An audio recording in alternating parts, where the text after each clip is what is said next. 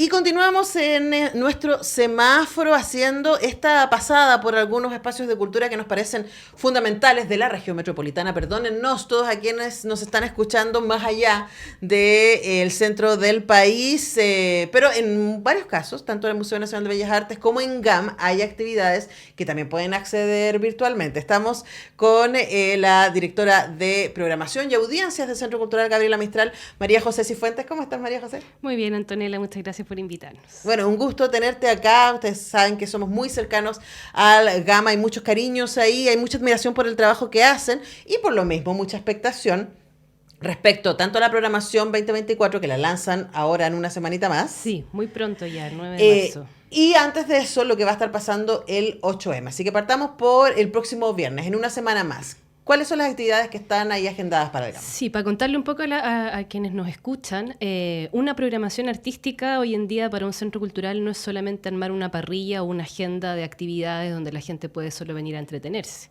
Lo que nosotros planteamos como centro cultural cada vez más es que las personas tengan experiencia y que esas experiencias enriquezcan también este lado más sensible, ¿no? Porque finalmente el arte y la cultura lo que aporta es justamente a ese conocimiento sensible que nos permite conectarnos muchas veces en reflexiones colectivas que nos ayudan también a tomar más conciencia sobre temas, sobre realidades.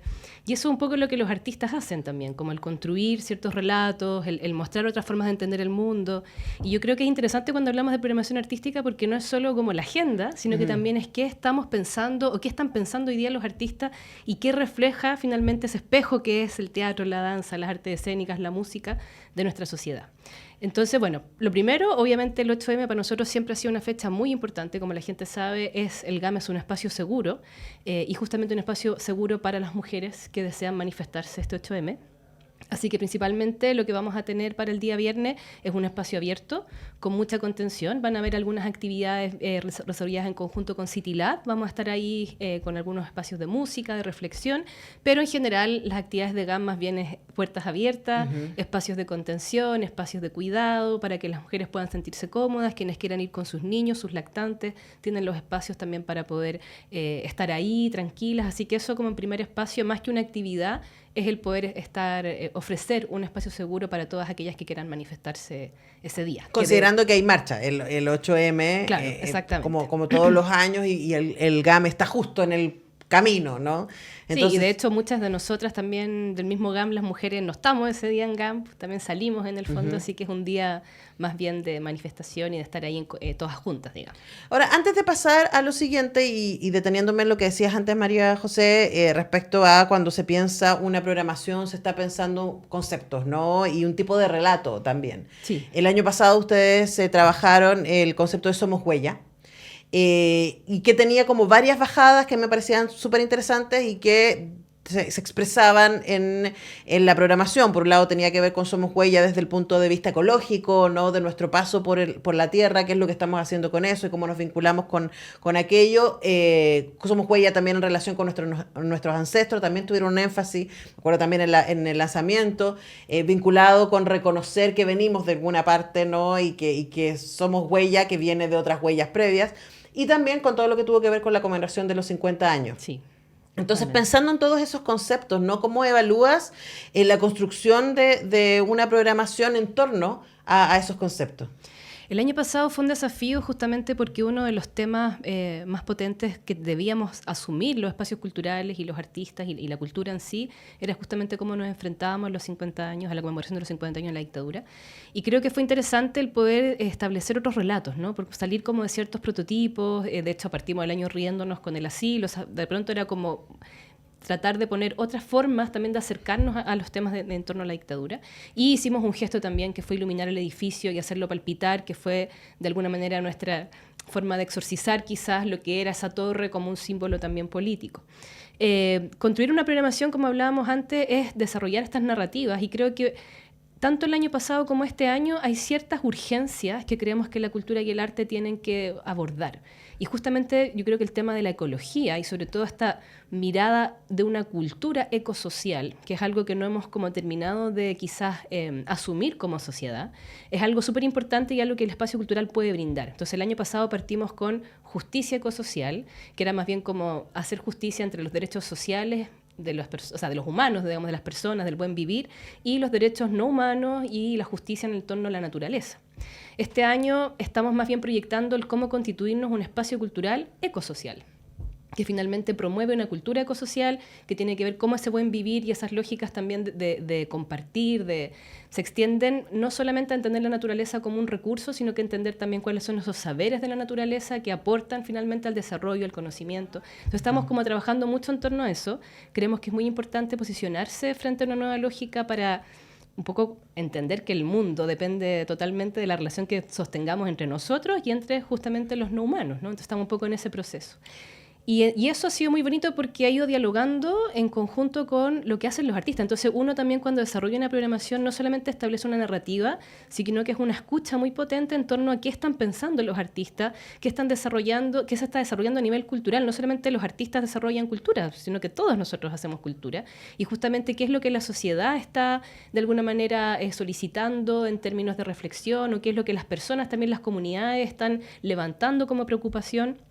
Y en base a eso es que uno va construyendo estos relatos y va aportando para esas experiencias que hablábamos antes. Sí, estaba pensando mientras te escuchaba en este concepto que ha estado también contingente, me parece relevante que esté contingente, que es la idea de la batalla cultural, ¿no? Y hay muchas maneras de verla, y una manera tiene que ver, como tú decías, los discursos vinculados con nuestra relación con la naturaleza, ¿sí? desde el extractivismo y desde la lógica neoliberal de el ser humano y el hombre, no las mujeres, el hombre como corona de la creación y por lo tanto como quien tiene la naturaleza a su disposición para la extracción, extraer de ella, ¿no? Y pensar en todas estas otras discursos que están apareciendo, algunos de ellos muchísimo más antiguos, ¿cierto? Que esta lógica neoliberal, que son los de las primeras naciones, en que nos muestran a la naturaleza como nuestra madre, en el caso del mundo y la cosmovisión mapuche, pero también como un espacio colaborativo, como un espacio en el que nosotros estamos de paso, a pesar de que creo yo que en los últimos 200 años nos hemos transformado en un incendio. Entonces, ¿cómo esa batalla cultural respecto a cómo habitamos el mundo, ni más ni menos, no se puede acercar desde una programación cultural? Suena como, pero ¿qué puede hacer la cultura al respecto?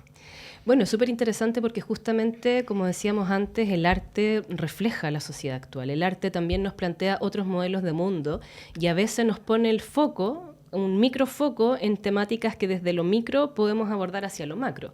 Y de una u otra forma, todos los discursos que se van creando en la creación artística, que se van desarrollando, ya sea en una exposición, en un concierto, finalmente también en una obra de danza, de teatro o de circo, finalmente todos esos discursos permean hacia una toma de conciencia. Y eso es lo que nosotros creemos que en el fondo podemos aportar en esa toma de conciencia colectiva que nos permita de alguna manera parar y entender que lo que está pasando hoy día es urgente y que la cultura es el futuro también y cómo nosotros nos relacionemos en base a eso es como hoy día primordial. No voy a hacer spoiler, pero sí puedo decir que una de las reflexiones que hemos tenido para la construcción de la programación del 24 de este año, tiene que ver mucho con esa mirada hacia el pasado y a esa búsqueda también de entender que también existían tecnologías ancestrales, que también hay un conocimiento, o sea que hemos puesto mucho foco en el progreso, ¿cierto? Podemos decir el futuro, ¿no? La visión del futuro como un lugar de progreso, un lugar de tecnología, la mirada, esta típica imagen de los supersónicos viviendo en estas casas increíbles. Pero finalmente también es interesante pensar ese progreso no solo en base a esa tecnología, sino que las tecnologías ancestrales. Y justamente cuáles son los conocimientos que los primeros pueblos o que las culturas originarias han aportado y volver a tener esa escucha. Y creo que es súper interesante porque muchos artistas están también volviendo a recuperar eso, y nosotros en cosas muy simples. Hoy día tenemos una huerta medicinal en GAM que tiene una comunidad muy activa de vecinos que participan en esa huerta, y dentro de la huerta aparecen estos conocimientos tan simples como en torno a la planta, ¿no? Cómo una planta te puede ayudar al estómago, a sentirte mejor en los bronquios. Es como volver a conectar de alguna forma con eso. Entonces creo que nosotros como espacio cultural no solo nos enfocamos hoy día a la exhibición, que es un rol fundamental de GAM, por supuesto, pero también está toda otra parte que es justamente el lugar de encuentro y el lugar de poder reflexionar y compartir práctica en torno a la cultura, pero desde la vinculación con el territorio, desde la mediación artística, desde otras lógicas de participación también ciudadana. Entonces estamos trabajando en todo eso y creo que es una trama que se está construyendo a poco, sin dejar de ser, evidentemente, uno de los centros culturales más importantes a nivel país y que justamente intenta a través de estas nuevas prácticas, instalar nuevas visiones de lo que es la cultura y, como decíamos antes, cómo poder ser un centro cultural que lidere un pensamiento ecosocial, por ejemplo, o una cultura ecosocial. Claro, y eso tiene que ver también con lo que se entiende por comunidad, y yo creo que es muy importante el trabajo que hace GAM de buscar la idea de participación y que el GAM no es solamente un lugar para artistas, espectadores, y esa Exacto. relación que uno podría decir que es más bien vertical, ¿no? Sino también hay un espacio, que tampoco es tan así, pero uno podría pensarlo, que es un espacio de habitar, ¿no? En donde los vecinos, la comunidad, o los chicos que vienen a bailar, o las cosas que están pasando continuamente, o como un espacio, como tú señalabas para el 8M, María José, de contención, de estar ahí, sentarse, como guardarse de la ciudad, estar ahí y detenerse un momento también es interesante. Sí, además el GAM es un espacio patrimonial, lo que contiene GAM en su edificio, en su estructura, es parte de nuestra historia. Y es súper importante también cómo nos relacionamos urbanamente, ¿no? Con ese espacio, por eso decía, más allá de la exhibición y las parrillas programáticas que uno puede desarrollar, es la construcción de sentido que estamos desarrollando en torno a ese edificio, a ese espacio, como lugar de encuentro, como lugar también de pensarnos en colectivo y sobre todo también de poder descubrir otras cosas, ¿no? Por eso creo que el arte en ese sentido es interesante, porque de pronto nos pone sobre el escenario reflexiones que quizás no habíamos llegado a plantear, ¿no? Y de pronto, a partir de la danza, a partir del teatro, es como, se nos ilumina algo que luego vamos a la casa diciendo, oye, acá pasó algo, sí, algo me removió. Y desde ahí, en el fondo, vamos también construyendo un sentido colectivo. Ahora, es posible, y se me va el tiempo, pero sí, no quiero dejar, yo sé que tiene un par de cosas que pusimos conceptuales, y está bien. Porque todo esto que podemos contar se basa en estos ejercicios de conversación. Pero también yo estoy segura de que mucha gente que ha estado pasando por la Alameda, al GAM, y ha dicho, oye, pero aquí están cambiando las cosas, ¿no? Y finalmente estamos viendo los avances de esta segunda parte del GAM, y no sé si nos puedes contar algo respecto a eso, simplemente para los curiosos y curiosas que están pasando por ahí, están diciendo, oye, de repente como que ¡pum!, apareció un edificio, ¿no? Bueno, la verdad es que ese edificio era parte original del proyecto GAM, desde el inicio, en el fondo. El GAM se pensó como un espacio de producción artística, de creación artística, que remitía a distintas lógicas de producción. Y una de ellas es justamente la de los grandes espectáculos. En Chile, además de los arenas y las grandes salas en el fondo de concierto, además de los teatros municipales que se crearon en el siglo XIX, digamos, hace mucho tiempo que no teníamos un espacio pensado especialmente para las producciones grandes y para poder conglomerar a una gran cantidad de gente. No solo en torno a lo que puede ser las artes escénicas o la música, sino también en torno a conferencias, grandes charlas, como grandes sucesos. Ese proyecto quedó paralizado por muchas razones, políticas, económicas, coyunturales. Revuelta pandemia y otras. Revuelta pandemia y más. Y finalmente todo apunta a que se está reactivando y vamos a tener prontamente noticias sobre esto también dentro del lanzamiento de programación. No puedo contar mucho más. Pero sí, estamos trabajando en esto para que el GAM finalmente pueda cumplir su objetivo inicial desde que se creó en el fondo, de ser este espacio con todas sus dimensiones y con todas sus posibilidades de escena para la creación artística nacional y también para que las personas puedan disfrutar. Es un espacio de todos. Eso es interesante también, cómo nos apropiamos y disfrutamos el hecho de que la ciudad pueda tener un espacio como ese, y pensando en regiones, el hecho de que creadores regionales puedan venir a justamente presentar proyectos y hacer cosas en espacios como este. Cuando hablábamos antes decimos, claro, en regiones, esto es algo que está sucediendo en la región metropolitana, pero hoy día GAM tiene muchos artistas regionales. Sí. Nosotros, gracias a la convocatoria que realizamos, estamos cada vez más apoyando la creación regional. Antes lo que hacíamos era llevar obras a regiones. Hoy día la producción regional es altísima. Hay muchos creadores en el norte y el sur del país, y lo que estamos haciendo hoy día es traer a esos creadores y decir, oye, validemos también esta creación y empecemos a abrir ventanas y seamos espacio visible para todos aquellos que crean a nivel nacional. Claro, y además que no sea solamente desde el centro hacia regiones, sino también de vuelta, ¿no? Que es tremendamente importante porque, de nuevo, son esas miradas, esas visiones, esas experiencias las que nos alimentan. Antes de cerrar, tenías un par de cosas que contarnos. Sí, les quiero contar que vengan al GAM.